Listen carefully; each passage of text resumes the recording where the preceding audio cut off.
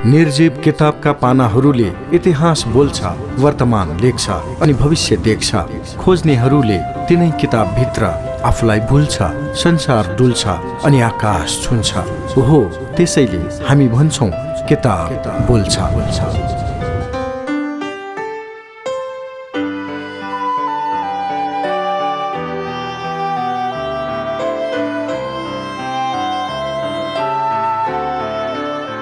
नमस्कार, स्वागत छ कार्यक्रम किताब बोल्छ। कार्यक्रम किताब बोल्छमा समाजले निकै रुचाएको, चर्चा परिचर्चा भइरहेको महत्त्वका विषय केन्द्रित पुस्तक वाचनकै माध्यमबाट तपाईलाई सुनाउने कार्यक्रम हो। कार्यक्रम किताब बोल्छ प्रत्येक साँझ 4:45 बजे प्रसारण हुन्छ र यसको पुनः प्रसारण बिहान 12:15 बजे तपाईँ सुन्न सक्नुहुन्छ। कार्यक्रम किताब बोल्छमा हामी वाचन गर्दैछौँ सरदार पण्डित राममणि आचार्य दीक्षितको पुराना सम्झना। केशवमणि आचार्य दीक्षितद्वारा सम्पादित यो पुस्तक 2029 साल श्रावण 17 गते प्रकाशित भएको हो। श्रीमती नलिनी देवी आचार्य दीक्षित शान्ति निकेतन पुस्तकालय गैरीधाराद्वारा प्रकाशित इतिहासका रोचक प्रसङ्ग समेटिएको यो पुस्तक हलन्त बहिष्कारलाई ध्यानमा राखी सिर्जना गरिएको छ। यस पुस्तकको शब्द र भाव लेखककै हामी मात्र वाचन गरिरहेका छौँ।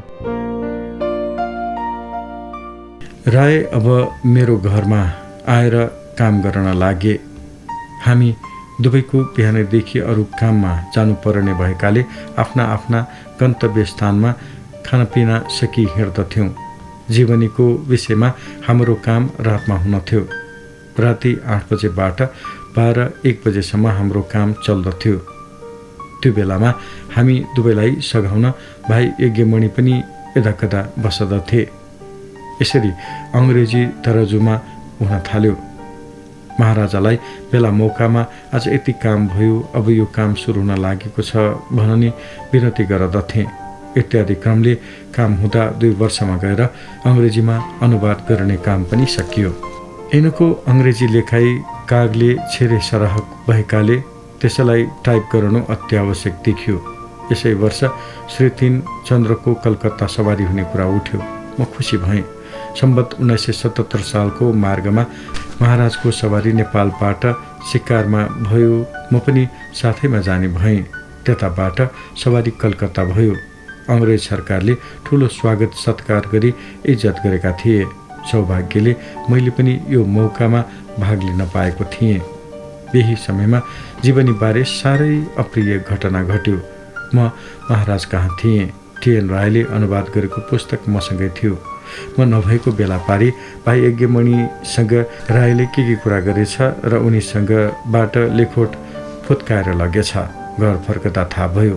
भाइसँग रिसाएँ। लेखोट लग्यो रे भन्ना साथ मेरो मनमा चिसो पसिहाल्यो। रायको बेमानी नियत छ भन्ने मलाई ज्ञान थियो। अब यदि त्यसैले त्यो लिखत अठ्याएर यति र उति भनेर पैसा हड्याउने विचार लियो भने के गर्ने? महाराजलाई कसरी विनती गर्ने भन्ने भई मनमा खुल्दुली पर्न लाग्यो। अब रिसाएरै पनि के हुन्थ्यो र? काम बिगारिसकेको थियो। 3-4 वर्षको यत्रो प्रयास बर्बाद हुने भयो भन्ने सम्झी बडो ताप पर्यो। भोलिपल्ट त भाइलाई लिएर राय कहाँ पुगेँ। धेरै कुरा भयो। 10,000 कम रु नपाई किताब दिन्न भन्ने रायको विचार सुनेर चौपट्ट रिस उठ्यो। बेइमान यो बङ्गालीसँग मन टुट्यो। तर पनि आफ्नो हृदयले बेगलाई मनैमा दबाएर आधा लेखोट लिएर घर फर्केँ। मन खिन्नै थियो। भोलिपल्ट सबै घटना महाराजमा निवेदन गरेँ। रिसानी भयो। तर त्यही दिन बाँकी किताब पनि हात पर्यो। बडो मुस्किल साथ बङ्गालीसँगबाट लेख फिरती लिए थियो। टिएन रायको यो बेमानीपनाले गर्दा चन्द्रको मनबाट पनि ऊ उत्रियो, नत्र केही बढी इनाम पाउने थियो जसो त लाग्दछ। यसरी बल्ल तल्ल टाइप भएर जीवन चरित्र आइपुग्यो। नेपाली तराजुमा गर्दा बराबर मैले आफूले लेखेका कुराहरू श्री 3मा सुनाउन पर्दथ्यो। त्यसै बेला काटकुट थपथाप हुन थिए। पछि सबै काम सकिएपछि छोराहरूलाई देखाउन हुकुम भयो। छोराहरूबाट नजर भई केही संशोधन भयो। त्यसको अन्तिम निर्णय महाराजबाटै भई सदर भएको हो। ती बेला भएका केही घटनाका अंश डायरी अनुसार यहाँ लेख्दछु। सम्बत 1976 साल फागुन 4 गते जीवन चरित्रको कति भयो भन्ने शोधनी श्री भूपासँग भएछ। सब कुरा पाएको छैन भन्थ्यो, पुरानो खेसरा साफ गर्न लागेको छु, साफी भएपछि नजर गराउँछु भन्छ भनी बिन्ती गर्नुभएछ। हो, मैले सब कुरा दिएको छैन, दिनु छ भन्ने भएछ। सम्बत 1978 साल ज्येष्ठ 1 गते आज छिमा दरबारमा गएँ। 4 जना छोरा जनरल साहबहरू 11 बजेसम्म बुबा कहाँ बसी तल आउनुभयो। साइला जनरल साहबका हातमा मैले ल्याएको अङ्ग्रेजी किताबको कापी थियो। अब पर्सनल फिचर बाँकी छ, सो पनि भोलि खत्तम हुनेछ। सम्बत 1978 साल ज्येष्ठ 28 गते रोज 4 मा आज खेसर महलमा गएँ। जीवनीको फाइल सब लिएर गएको थिएँ। जनरल साहबबाट कहीँ कहीँ सुनिबक्स्यो। जनरल साहबको रिमार्क, कान्छा महारानीको बदमासी जति लेखे पनि हुन्छ, धीर शमशेरको तारिफ गर्नुपर्छ। जङ्गबहादुरको जीवन चरित्र छोराको पनि दस्तुर माफिकसँग लेख्न सकेनन्, अझ धेरै छुटे। त्यस्तो बन्दोबस्त भएको केही पनि लेखेनन्। उनी ठुला मानिस हुन्, स्वास्नी धेरै भएर केही छैन। राज्य व्यवस्था राम्ररी मिलाउन सक्नुपर्छ। अङ्ग्रेजी विद्यामा जङ्गबहादुरलाई घृणा थियो। अङ्ग्रेजी पढाउनु भुल भो भन्दैछन्। बुबाको कसैसँग पनि मेल थिएन। फल्डु भन्ने नाम राखेको थियो। पढनामा खुब मेहनत गरी बक्सने र गृहदशा पनि खुब असल थियो भन्ने कुरा पक्का हो। घोडा चढन अत्यन्त सिपालु। मुमाको बुबासँग त्यस्तो प्रेम। मुमा साँच्चीकै मानिस हुनुहुन्थ्यो। मुमा एक आदर्श रमणी हुनुहुन्थ्यो। मुमा र श्री 5लाई छाडी अरू स्वास्नी मानिसलाई खल्लो लाग्छ। मुमा एक आदर्श रमणी हुनुहुन्थ्यो। उहाँको गुणकीर्तन गरेर म एउटा लेख लेख्नेछु। भोट लडाइँमा हामीले मद्दत दिन साह्रै जानेनौँ। हामी न्युट्रल छौँ भन्ने मौका गरेको थियो। देव शमशेरले राजकाज बिगार्ने पक्का हुन्। त्यसो भए तापनि बुबाले देव शमशेरलाई बिगार्नु भएकोमा राम्ररी लेख्न सकिएला भन्ने लाग्दैन। मुमाको 40-42 वर्षको उमेरमा पनि त्यस्तो पति प्रेम देख्दा पाखामा झिकेको माछाको उदाहरण सम्झन्छु। सम्बत 1978 साल जेठ 27 गते रोज 5 नेपाली जीवन चरित्र लगी नजर गराएँ। हिजो भएको कुरा पनि सब बिन्ती गरेँ। साह्रै मन परेन। बाबु र छोराको पेचापेच छ। मैले र सकेसम्म राजालाई नढाँट्ने व्रत लिएको छु। सबभन्दा बढ्ता मन नपरेको जस्तो मलाई लागेको राजाले राजकाज राम्ररी गर्नुपर्छ। स्वास्नी जति बनाए पनि हुनेछ। नेपोलियन के लुज क्यारेक्टर थियो भनेकोमा साह्रै मन नपरे जस्तो लाग्यो।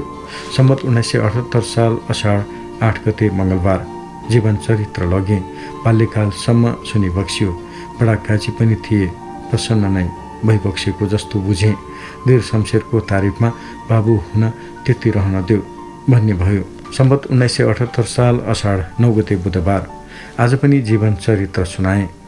छैठीमा चबर पङ्खा डोलाएको काटी बक्सिनुभयो। 38 सालको जम्बै काटी बाबुले अराए बमोजिमको काम गरी बाबुलाई सुके तुल्याए भन्ने मात्र लेख, मैले पक्राएको छैन भन्ने भयो। त्यसमा सामेल भएका पुराना भारदारका सन्तान माइला साहेबज्यू जगतजङहरूको नाम लेखिदेऊ भन्ने भयो। सम्बत 1978 साल भाद्र 6 गते रविवार जीवनीको भूमिका राईले लेखेको लगी नजर गराएँ। त्यसमा यो उसैले छाप्नु भन्ने आशय रहेछ। यो उसैले कहिले छाप्न पाउँदथ्यो, अर्कै मानिसद्वारा छपाउनु भन्ने भयो। अन्दाजले कुनै अङ्ग्रेज मार्फत छपाउने राय बुझेँ। बेलायत पठाउने रे। जे सुकै होस् कामसम्म गर्नुपर्छ, फलको आशा छैन। यति काम सकिएपछि टिएन राईलाई तलब बाहेक बकस भनेर भाद्र 31 गते 1978 सालमा 3335 बक्सेको थियो।